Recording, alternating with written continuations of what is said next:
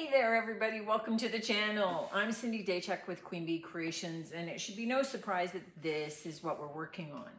Now, I was gifted this piece. I saw a quick picture of it, said sure I'll take it. I thought that it was super old and really kind of dirty and chipped, and so I kind of had a plan for it. Then I got it and I discovered it's a Ralph Lauren table designed to look this way. So in fact, it's not really chipped and it's not really dirty. And the dings are deliberate dings. So I'm not sure if the plan that I had is going to work because I really don't know what's under this finish or how easy or difficult it's going to be to get it off. So my fallback position is that I just end up painting it, but I would like to do something different than just straight paint on it.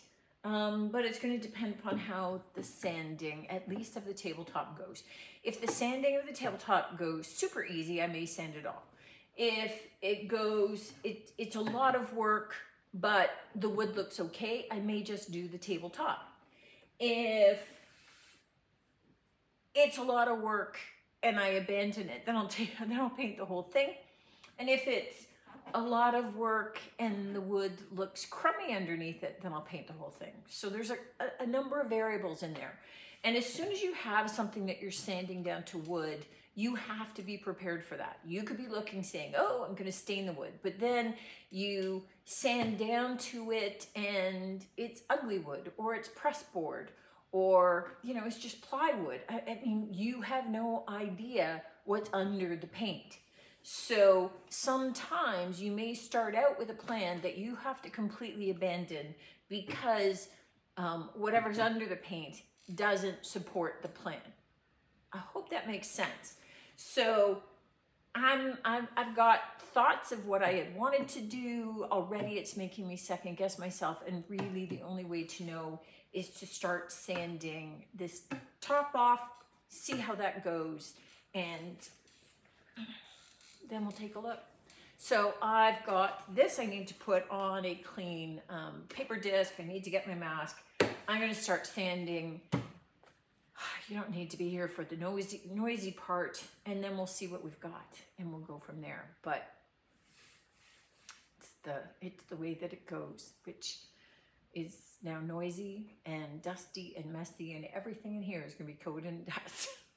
So really, I like to not sand if I can avoid it, but really I'd kind of like to do some other finishes and not just straight paint. So let's see if it lets us. I just want to show you what I'm looking at. When you're looking at trying to determine whether or not you're going to take it down to bare wood or not, don't start off by trying to sand the entire tabletop, because if the wood ends up being one that you're not going to take back, don't waste your time sanding all the rest of it off.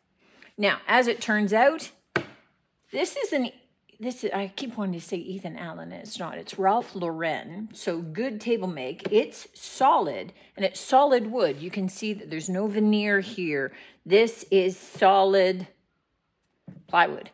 So it means it's okay, but it's not like it's a phenomenal piece of wood or anything. Because it's solid, though, I'm able to do a lot of my sanding. It is a lot of sanding, however, so I am not going to be taking the rest of the piece down to bare wood. In fact, I'm going to paint the underside as well. I'm not going to do any more. So I'm doing the sides, which you can see are just kind of, see, they're solid. There's no veneer there, so I don't have to worry about kind of blowing through the veneer, but it's a lot of sanding, and I don't do chemicals to remove paint and stuff, and this would be a lot. So I'm going to finish sanding off the top. The sides are sanding off really easily, actually, so that's nice. And then we'll see what we're going to do. But as it stands right now, I'm going to be done sanding by the time I do this whole table. I am not doing the rest of the piece. That sucker's going to get painted down there. finally got the top sanded off. That was not an easy task. And I had to keep stopping because it was taking so long that my hands were going numb from the vibration. But it's done. I'm not doing more. That would be crazy. What I am going to do is I'm going to paint all of the underside. So I have this upside down to be able to paint it all at once. And I'm going to paint all of this in cast iron, which is a charcoal gray by Fusion. So it's not going to be as stark, obviously, as a black. It's going to be dark, and there's going to be high contrast with, or not high contrast, but some contrast with what we're going to be doing. So what we're doing first is I'm going to get a fairly light coat on. So light but even coat of the Fusion on. And that's going to serve as kind of my gripping coat, right? That everything else is going to kind of latch onto that. But really, because this is a darker coat going over lighter, I'm just going to need 2 coats of this. You can already see the difference. So 2 coats of this, and then we'll be able to flip it over and start working on the top. All right, this is all sanded, and this was not easy, and it was not fun. So I am glad I did not plan on sanding more. What I want to do is I do want to do a paint wash over this to, in essence, lighten it up. I get it's already light, but I want a slightly darker color to echo up through it. So what I do have is coffee. This is just instant coffee mixed with water. And you can make it as strong or as weak as you want. I don't know how strong this is. Oh, I might add some water and weaken it before I get going here, just in case, because I can do more coats. So if it's not quite dark enough, I can mix it darker, add another coat. I could just do a second coat to darken it up. But then I'll have a slightly darker base to do my lighter finish on. And that color, this darker coffee color, will echo up through. Okay, it is as simple as taking my weakened coffee, and you could just use leftover breakfast coffee if you make a pot. And we are just brushing it on. And you can see it pretty much goes on evenly. I have a cloth just in case, but really, it's that straightforward. So I'm just gonna let this dry. I'll determine then if I want another coat, but you can see that this just adds just a little bit more of a richer tonality. Coffee makes it kind of a golden brown. If you wanted it more like a deep chestnut brown color without that warm tone to it, then use tea. And again, just a nice all natural stain that you can just mix up as you need it. You don't have to worry about racing out to a hardware store. I have 2 coats of my coffee stain on here. And again, there's no magic in terms of the number of coats. It really depends upon how strong your coffee was.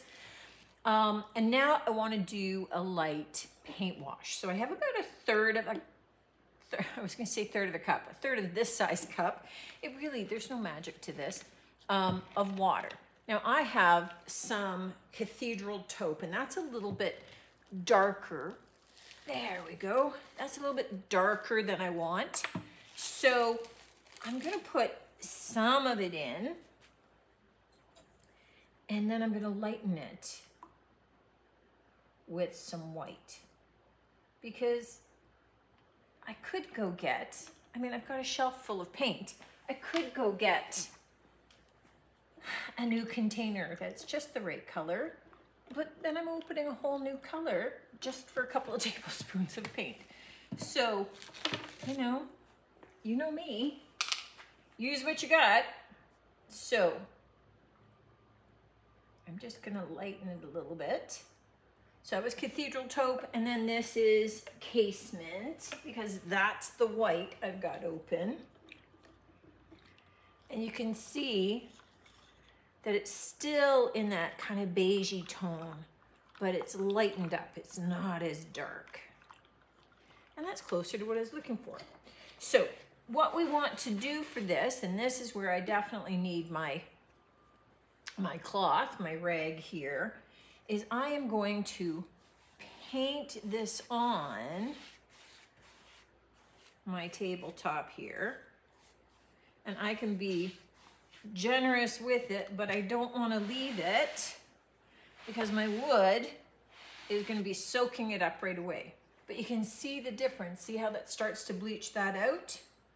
That's what I'm looking for. So I can see already this soaking in to my wood because it's not sealed. So I just want to make sure that I keep wiping that back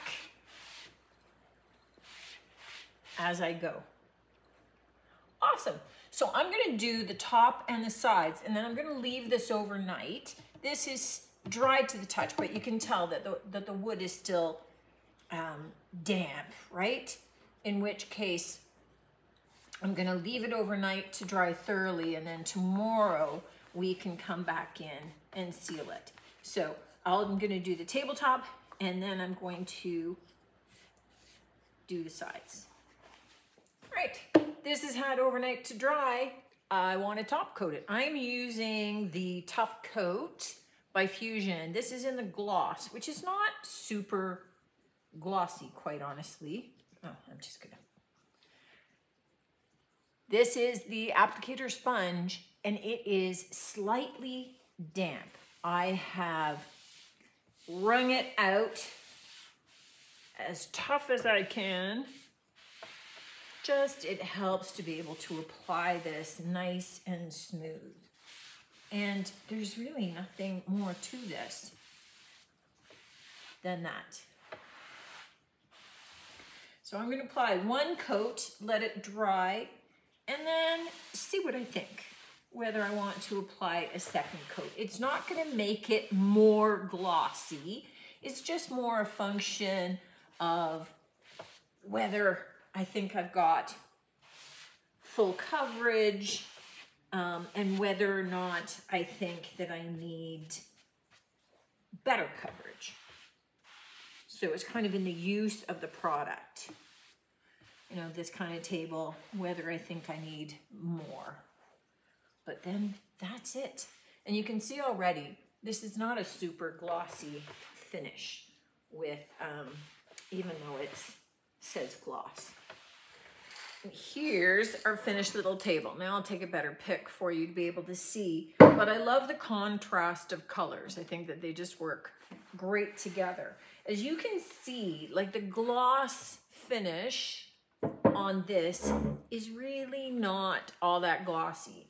To me, it's more of almost like a satin finish more than anything else. And I did 2 coats of it just to be able to give it a little bit of extra protection since we had taken it down mostly to the wood. I will say this, not the best sanding job in the world. It turned out that it did have a really thin veneer on it, which was surprising to me because it didn't look like it from the sides, and because it had been painted with the original factory finish. Usually they don't bother. So, you know, it's not perfect on the top. That's all on me. But I'm okay because I still love it. I like that wash over top of that coffee stain as well. It lent a little bit more depth to the color, and I think that again the contrast with that cast iron, right, that dark gray, really works for the table, works for the piece. I think that it's a nice balance. This isn't too light, so the contrast works for me. I hope that it gave you an idea in terms of, you know, some staining of wood, doing a color wash over top. You know, you could have waxed the piece as well, no problem, as opposed to doing the top coat. But I wanted to give you guys an idea of what the gloss looks like, because I think gloss is a bit of a misnomer. It's not as shiny as people think a gloss finish is. Let me know what you think of this one. Let me know if it's of any help to you in answering some of your questions about doing some of those washes over wood. And I look forward to seeing you on the next one. And until then, take care.